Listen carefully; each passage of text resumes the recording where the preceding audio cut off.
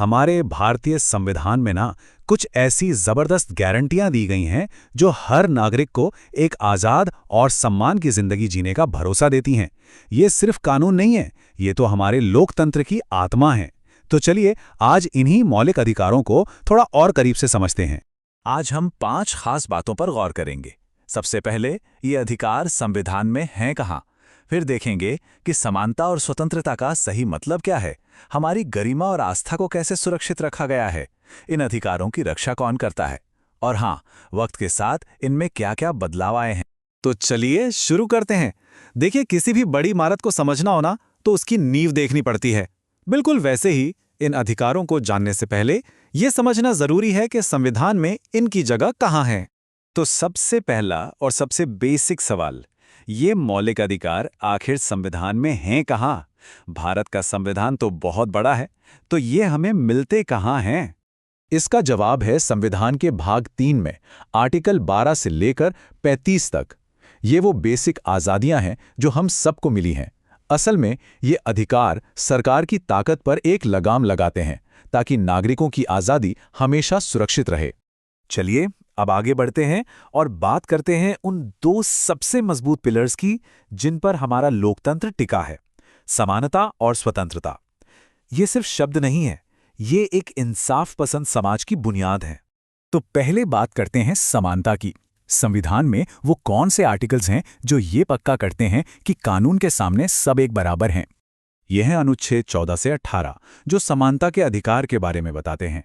और ये सिर्फ कानून के सामने बराबरी की बात नहीं है। इसके अंदर देखिए आर्टिकल 17 है जो छुआछूत जैसी भयानक सामाजिक बुराई को जड़ से खत्म करता है। और फिर है आर्टिकल 18 जो राजा महाराजा जैसी उपाधियां खत्म करता है ताकि समाज में कोई जन्म से बड़ा ना माना जाए। अच्छा, अब आते हैं उस अधिकार पर जिसे कई लोग सबसे ज्यादा जरूरी मानते हैं। वो कौन सा आर्टिकल है जो हमें जीने और अपनी मर्जी से जीने की आजादी देता है? वो है आर्टिकल 21। और ये सिर्फ सांस लेने का अधिकार नहीं है, नहीं, बल्कि सम्मान के साथ, डिग्निटी के साथ जीने का अधिकार है। सुप्रीम कोर्ट ने तो इसकी व्याख्या इतनी बढ़ा दी है कि इसमें अब राइट टू प्राइवेसी यानी निजता का अधिकार, साफ हवा पानी का अधिकार, सब कुछ शामिल हो गया है। ओके, स्वतंत्रता के बाद अब उन अधिकारों पर आते हैं जो हमारी गरिमा यानी डिग्निटी की रक्षा करते हैं और हमें अपने धर्म, अपनी आस्था को मानने की पूरी आज़ादी देते हैं। यहाँ 2 बहुत ज़रूरी अधिकार एक साथ दिख रहे हैं। एक तरफ है आर्टिकल 23 और 24 जो हमें ज़बरदस्ती की मजदूरी या बाल मजदूरी जैसे शोषण से बचाते हैं, और दूसरी तरफ है आर्टिकल 25 जो किसी भी धर्म को मानने, उसका पालन करने की आज़ादी देता है ना? ये भारत की डाइवर्सिटी का कितना खूबसूरत सम्मान। अब देखिए, अधिकार कागज पर लिख देना एक बात है, लेकिन अगर उन्हें लागू करवाने का कोई तरीका ही ना हो तो वो तो बेकार है कि नहीं? तो अब हम आते हैं उस सबसे जरूरी चीज पर जो इन अधिकारों को असली ताकत देती है। कोई भी अधिकार उतना ही मजबूत होता है जितनी उसकी हिफाजत की गारंटी हो। तो सवाल यही है कि इन मौलिक अधिकारों को लागू कैसे किया जाता है। मान लीजिए किसी के अधिकार का उल्लंघन हुआ तो वो क्या कर सकता है?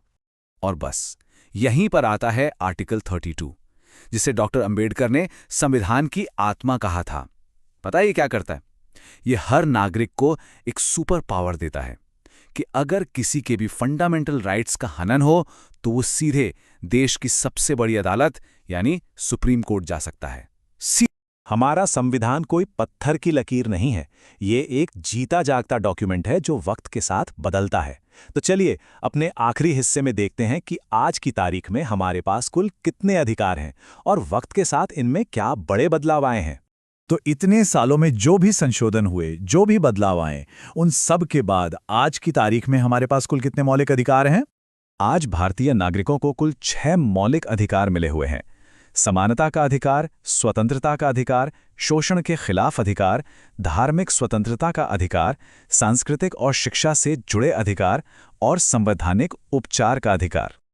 और ये एक बहुत ही शानदार उदाहरण है कि हमारा संविधान कैसे खुद को बेहतर बनाता है।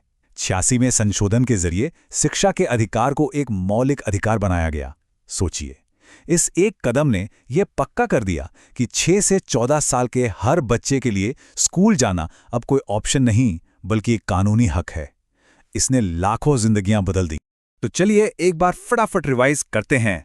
समानता के लिए आर्टिकल 14 से 18, जीने की आजादी के लिए आर्टिकल 21, शोषण के खिलाफ 23-24, धर्म की स्वतंत्रता के लिए 25 और इन सब की हिफाजत के लिए आर्टिकल 32।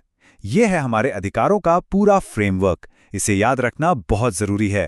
ये सारे अधिकार हमारे लोकतंत्र की, हमारी डेमोक्रेसी की बुनियाद हैं। ये तो हम जानते हैं, लेकिन सोचने वाली बात यह है कि आज के डिजिटल दौर में, जहां हमारी पूरी दुनिया ऑनलाइन सिमटाई है, इन अधिकारों का क्या मतलब है? किसी की प्राइवेसी का, किसी की बोलने की आज़ादी का, इन सब पर क्या असर पड़ रहा है? ये एक ऐसा सवाल है जिसका जवाब हम सबको मिलकर ढूंढना होगा।